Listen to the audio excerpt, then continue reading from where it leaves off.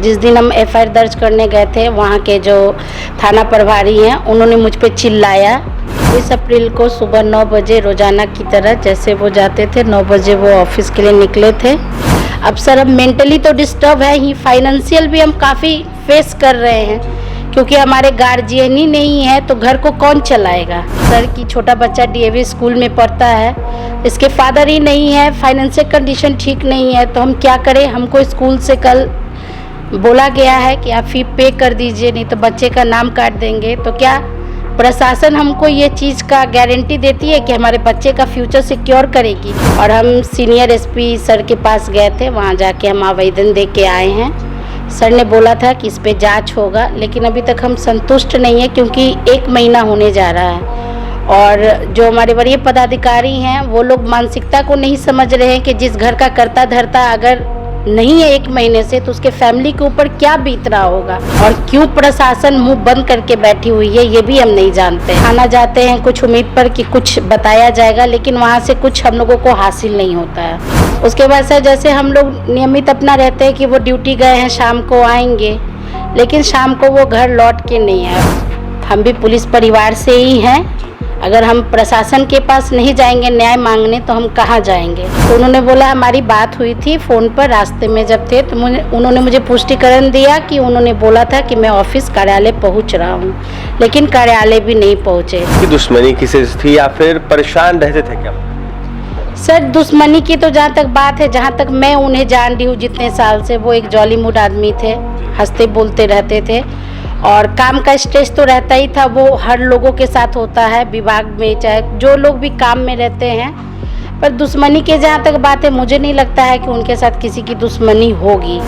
उन्होंने जो भी हमसे बयान लिया, पूछा, मैंने बताया, उन्होंने बोला 2 आपका गवाह में चाहिए। तो हमने बोला कि भाई हम हमारा लड़का है, तो उन्होंने बोला आपने केस किया है और आपका बेटा जो है वो अंडर एज है, तो मुझे 2 गवाह चाहिए। तो 2 गवाह में हमारे भाई और हमारे मामा जी थे। और उसके बाद उन्होंने भी कुछ फीडबैक नहीं दिया। हमारा लड़का जब भी फ़ोन करता है तो वो बोलते हैं नहीं, कुछ पता नहीं चला है। तो निराशाजनक होके हम लोगों को वापस आना पड़ा, क्योंकि हम और हमारे लड़के गए थे, हम लोगों के लिए वो नया जगह था, तो मुझे रुकना ठीक नहीं लगा। तो मैं वापस यहाँ आने के बाद गर्दनीबाग थाना में जाके एफआईआर की कि प्रशासन का सहारा लिया जाए, प्रशासन इसमें हमारी मदद करेगी। लेकिन अभी तक मैं निराशाजनक मतलब चल रही हूँ, मुझे प्रशासन से भी कोई वैसा संतुष्टिकरण नहीं मिल रहा है। नमस्कार, NBC 24 देख रहे हैं आप, मैं हूँ आपके साथ अभिषेक। देखिए, बिहार के पुलिस अब सुरक्षित नहीं है। आप लोग सोच रहे होंगे ऐसा हम क्यों बोल रहे हैं, तो बता दें आपको कि एक ऐसा ही मामला पटना से सामने निकल के आया है। पटना के अनीशाबाद में आशुतोष कुमार नामक एक कांस्टेबल रहते हैं। वो अपने कार्यालय को लेकर सुबह में निकले थे, जिसके बाद वो कार्यालय भी नहीं पहुंच पाए और 1 महीने से लापता हैं। उनको लेकर लगातार उनके परिजन पुलिस चौकी जा रहे हैं, डीएसपी से मिल रहे, बड़ी अधिकारी से मिल रहे, लेकिन देखा जाए तो कोई कार्रवाई नहीं हो रही है, ना ही कोई खोज हो रहा है। हमारे साथ उनकी पत्नी है, उनसे बात करेंगे। मधु सिन्हा जुड़ेंगे, बात करेंगे। क्या मामला क्या है, पूरा मामला बताइएगा, कैसे क्या हुआ था और कितने बजे घर से निकले और कब से गायब है? सर, 24 अप्रैल को सुबह 9 बजे रोज़ाना की तरह जैसे वो जाते थे, 9 बजे वो ऑफिस के लिए निकले थे। थोड़ा सा उनका तबीयत ख़राब था, इसलिए वो बाइक लेकर नहीं गए थे। अपने बड़े लड़के को बोले कि बेटा हमको तुम ऑफिस छोड़ दो, लेकिन फिर उन्होंने बोला कि तुम अंडर एज हो और तुम्हारे पास मोबाइल भी नहीं है, तो तुम हमको ऐसा करो कि टेम्पू पे बैठा दो अनीशाबाद, हम चले जाएंगे, नहीं तो लौटते वक्त तुमको परेशानी होगा। तो हमारा बेटा उनको टेम्पू पे बैठा के और वो वापस घर आ गया। उसके बाद वो अपना कार्यालय के लिए ऑटो पे बैठे थे, वो चले गए। उसके बाद सर, जैसे हम लोग नियमित अपना रहते हैं कि वो ड्यूटी गए हैं, शाम को आएंगे, लेकिन शाम को वो घर लौट के नहीं आए और ना मुझे उनके विभाग की तरफ से, ऑफिस की तरफ से कोई सूचना मिली कि वो ऑफिस पहुँचे कि नहीं पहुँचे। तो हम लोगों ने काफ़ी अपने परिवार में भी पूछताछ किया, दोस्त लोग से भी पूछे, तो वो लोग भी कहें कि नहीं, हमारे पास तो नहीं आए हैं, कोई बातचीत नहीं हुई है। तो मैंने अगले दिन 25 तारीख को, चूँकि हमारे हस्बैंड बराबर फ़ोन पे अपने पदाधिकारी का नाम लेके बातचीत करते थे, तो मैंने उनसे पूछा था कि मतलब कौन है ये, तो उन्होंने मुझे बताया था कि हमारे पदाधिकारी हैं। तो उनके किसी मित्र से मैंने नंबर लिया और नंबर लेने के बाद मैंने बात किया ऑफिस में। तो मैंने पूछा कि सर, हमारे हस्बैंड कल ऑफिस आए थे कि नहीं। तो उन्होंने बोला हमारी बात हुई थी फ़ोन पर रास्ते में जब थे, तो उन्होंने मुझे पुष्टिकरण दिया कि उन्होंने बोला था कि मैं ऑफिस कार्यालय पहुंच रहा हूं, लेकिन कार्यालय भी नहीं पहुंचे। तो जब कार्यालय नहीं पहुंचे तो ऑफिस की तरफ से तो इन्फॉर्मेशन आना चाहिए था, क्योंकि अगर कोई कर्मचारी बायोमेट्रिक लगता है और 1-2 घंटा हो गया और कोई कर्मचारी ऑफिस नहीं पहुंचा है, तो ऑफिस के जो वरीय पदाधिकारी हैं उनकी जिम्मेवारी बनती है कि उनके स्टाफ ऑफिस क्यों नहीं पहुंचे हैं। इस चीज़ को जानने के लिए या तो वो मुझे कॉल करते या मेरे फादर इन लॉ को कॉल करते। अगर मेरा नंबर नहीं था तो मेरे फादर इन लॉ का तो नंबर होना ही चाहिए ऑफिस में, लेकिन कॉल उन्होंने नहीं किया। और हम लोगों को ये बात की जानकारी जब हमने कॉल किया तो मुझे पता चला कि वो ऑफिस भी नहीं पहुंचे। क्या आपके पति की दुश्मनी किसी से थी या फिर परेशान रहते थे क्या? सर दुश्मनी की तो जहाँ तक बात है, जहाँ तक मैं उन्हें जान रही हूँ जितने साल से, वो एक जॉली मूड आदमी थे, हंसते बोलते रहते थे और काम का स्ट्रेस तो रहता ही था। वो हर लोगों के साथ होता है विभाग में, चाहे जो लोग भी काम में रहते हैं। पर दुश्मनी के जहाँ तक बात है, मुझे नहीं लगता है कि उनके साथ किसी की दुश्मनी होगी। परेशान रहते थे क्या? परेशान ऑफिस के कामकाज को लेके तो रहते थे सर, लेकिन मैं जब भी पूछती थी तो बोलते थे ऑफिस का काम है, तो वो स्ट्रेस है, वो लगा रहता है। अपने पति आशुतोष कुमार को लेकर आप कहाँ कहाँ गई हैं, कहाँ कहाँ आपने आवेदन दिया है और क्या कुछ रिस्पॉन्स आया है? सबसे पहले तो सर हम 9 मई को गर्दनीबाग थाना में हम FIR दर्ज किए। जिस दिन हम FIR दर्ज करने गए थे, वहाँ के जो थाना प्रभारी हैं उन्होंने मुझ पे चिल्लाया जी। तो मैं समझ नहीं पाई, तो मैंने उनको रिप्लाई कुछ दिया नहीं। और उसके बाद मैंने FIR किया। FIR करने के बाद हमारे घर पे आए थे, आयो सर आए थे, अजय कुमार जी। उन्होंने जो भी हमसे बयान लिया, पूछा, मैंने बताया। उन्होंने बोला 2 आपका गवाह में चाहिए। तो हमने बोला कि भाई हमारा लड़का है। तो उन्होंने बोला आपने केस किया है और आपका बेटा जो है वो अंडर एज है, तो मुझे 2 गवाह चाहिए। तो 2 गवाह में हमारे भाई और हमारे मामा जी थे। और उसके बाद उन्होंने भी कुछ फीडबैक नहीं दिया। हमारा लड़का जब भी फ़ोन करता है तो वो बोलते हैं नहीं कुछ पता नहीं चला है, तुम लोग भी ध्यान देना, मोबाइल खुलेगा तो बताना। तो इस तरह का हम लोगों को रिस्पांस मिलता है। थाना जाते हैं कुछ उम्मीद पर कि कुछ बताया जाएगा, लेकिन वहाँ से कुछ हम लोगों को हासिल नहीं होता है। फिर हम लोग सचिवालय थाना DSP साहब से मिले। सर ने आश्वासन भी दिया था और काफ़ी अच्छे से रिस्पांस भी दिया, लेकिन अब मुझे ऐसा लग रहा है कि सर भी इस पे लगता है कोई जांच नहीं कर रहे हैं। और क्यों प्रशासन मुंह बंद करके बैठी हुई है ये भी हम नहीं जानते हैं। पुलिस मुख्यालय भी गई थी क्या आप? नहीं सर, पुलिस मुख्यालय हम नहीं गए थे, हमारा लड़का गया था और हम सीनियर SP सर के पास गए थे। वहाँ जाके हम आवेदन दे के आए हैं। सर ने बोला था कि इस पे जांच होगा, लेकिन अभी तक हम संतुष्ट नहीं है, क्योंकि 1 महीना होने जा रहा है और जो हमारे वरीय पदाधिकारी हैं वो लोग मानसिकता को नहीं समझ रहे हैं कि जिस घर का कर्ता धर्ता अगर नहीं है 1 महीने से, तो उसके फैमिली के ऊपर क्या बीत रहा होगा। अब सर हम मेंटली तो डिस्टर्ब है ही, फाइनेंशियल भी हम काफ़ी फेस कर रहे हैं, क्योंकि हमारे गार्जियन ही नहीं है तो घर को कौन चलाएगा। और हमारा दोनों बच्चा मेरे साथ 1 महीने से वो लोग भी परेशान है। बड़ा लड़का है, इसका अगले साल 10th है, मेरे साथ जहाँ आना जाना यही हमको लेके आता जाता है।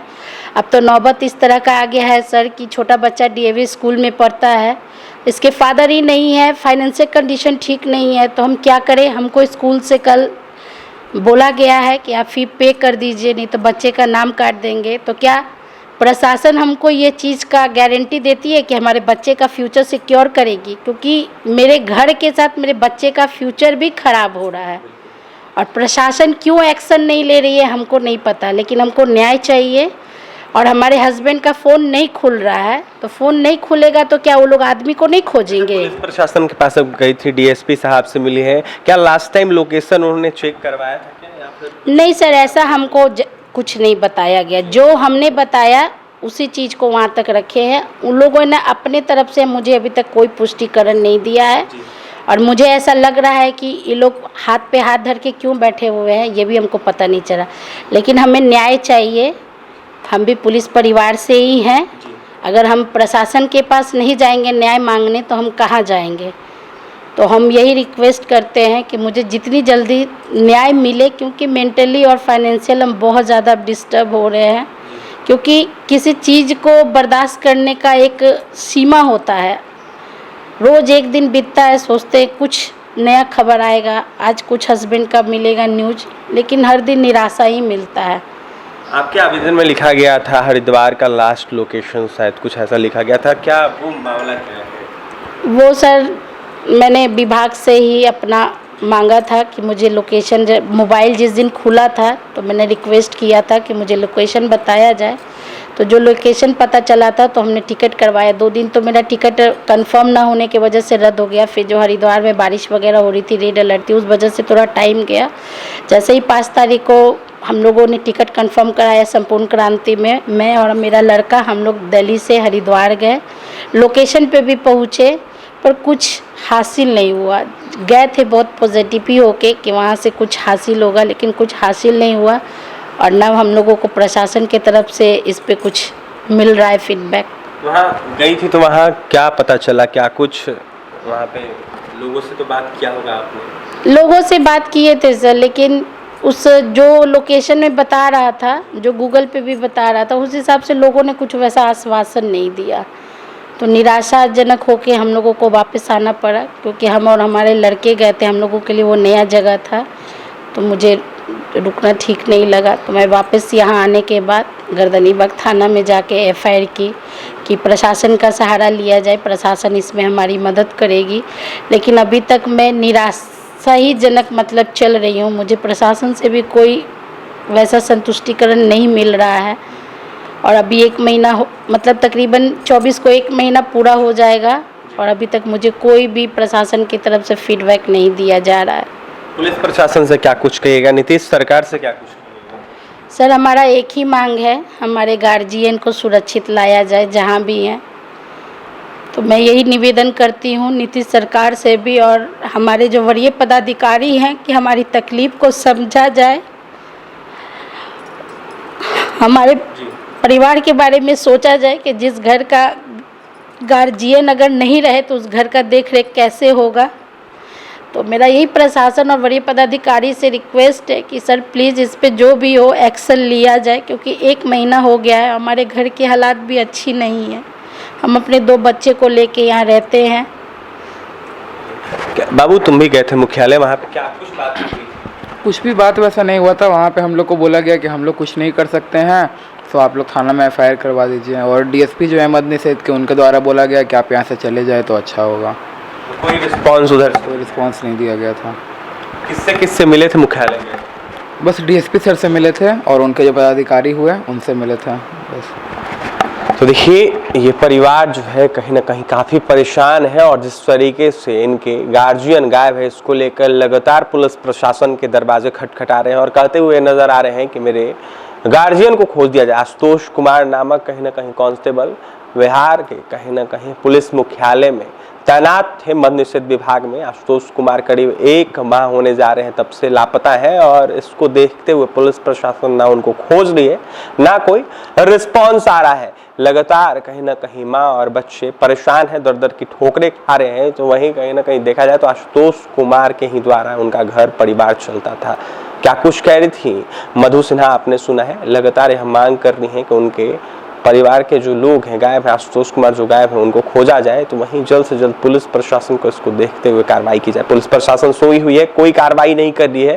तो वहीं पुलिस प्रशासन के द्वारा कोई भी सही रिस्पॉन्स सामने निकल के नहीं आ रहा। फिलहाल इस खबर में इतना ही। देखने वाली बात यह होगी कि आशुतोष कुमार मिलते हैं कि नहीं। और भी तमाम खबरों के लिए हमारे चैनल को सब्सक्राइब करें। पटना से सहयोगी पंकज के साथ अभिषेक की रिपोर्ट।